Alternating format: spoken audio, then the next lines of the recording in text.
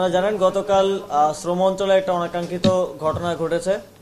আমরা শ্রম অঞ্চলগুলোতে ইন্ডাস্ট্রির নিরাপত্তা নিশ্চিতের জন্য সেখানে আইনশৃঙ্খলা বাহিনী দীর্ঘদিন ধরে অবস্থান করছিল এবং সেখানে অত্যন্ত ধৈর্যের পরিচয় দিয়ে তারা দীর্ঘদিন ধরে কাজ করে যাচ্ছিল।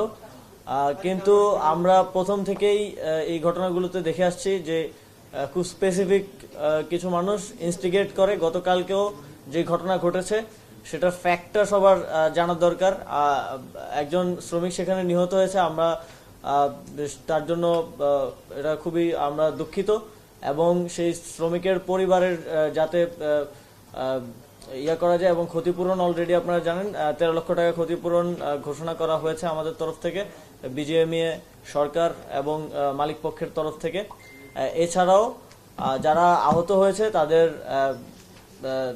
চিকিৎসার ব্যবস্থা করা হচ্ছে, সেখানে সিএমএইচে তাদেরকে ভর্তি করানো হয়েছে। গতকালকের ঘটনাটা যেখানে সূত্রপাত হয় মূলত একটা গুজবের ভিত্তিতে সেটা সূত্রপাত হয়েছিল। গুজব ছড়ানো হয়েছিল কারখানাগুলোতে যে আইনশৃঙ্খলা বাহিনী একজনকে রেপ করেছে এবং দুইজনকে খুন করে ডেড বডি ফেলে রেখেছে, এ ধরনের একটা গুজব ছড়ানো হয়েছিল।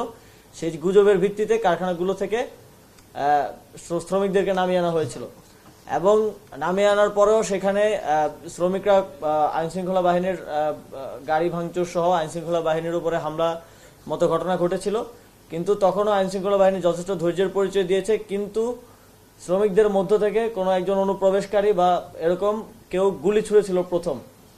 প্রথম গুলিটা শ্রমিকদের ভেতরে থেকে দুষ্কৃতিকারীরা ছুঁড়েছিল এবং সেখান থেকেই মূলত গোলাগুলির সূত্রপাত হয় এবং সেখানে দুঃখজনকভাবে আমাদের একজন শ্রমিক নিহত হন এবং আরও 7 জনের মতো আহত অবস্থায় এখন চিকিৎসারত অবস্থায় আছেন। আমরা তাদের চিকিৎসার দেখভাল করছি এবং আইনশৃঙ্খলা বাহিনীরও 13 জন চিকিৎসারত অবস্থায় আহত অবস্থায় আছেন।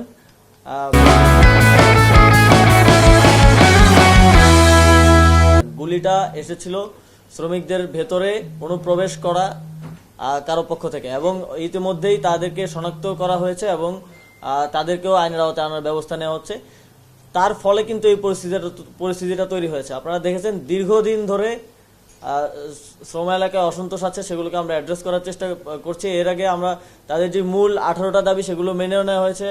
ইভেন আমরা অনেকগুলো ক্ষেত্রে বাস্তবায়নের দিকেও চলে গেছি। টিসিবির সাথে আলোচনার ভিত্তিতে রেশন দেওয়া শুরু হয়ে যাচ্ছে। কিন্তু এই যে একটা গুজব ছড়িয়ে যে শ্রমিকরা এসেছেন তারা তো একটা গুজবের ভিত্তিতে আসলে এসেছেন।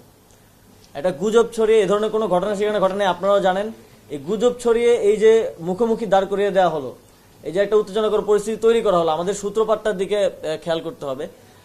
সেখানে আইনশৃঙ্খলা বাহিনী বাধ্য হয়েছে এবং আপনারা দেখেছেন যে সংঘর্ষে আইনশৃঙ্খলা বাহিনীরও 13 জন সদস্য মারাত্মকভাবে আহত হয়েছেন, চিকিৎসারত আছেন। গুজবটা যারা ছড়িয়েছে এবং শ্রমিকদের ভেতর অনুপ্রবেশ করে যারা গুলি করেছে তাদেরকে আইডেন্টিফাই করা হচ্ছে, কিছু আইডেন্টিফাই করা হয়েছে, তাদেরকে আমরা আইনের আওতায় নিয়ে আসবো।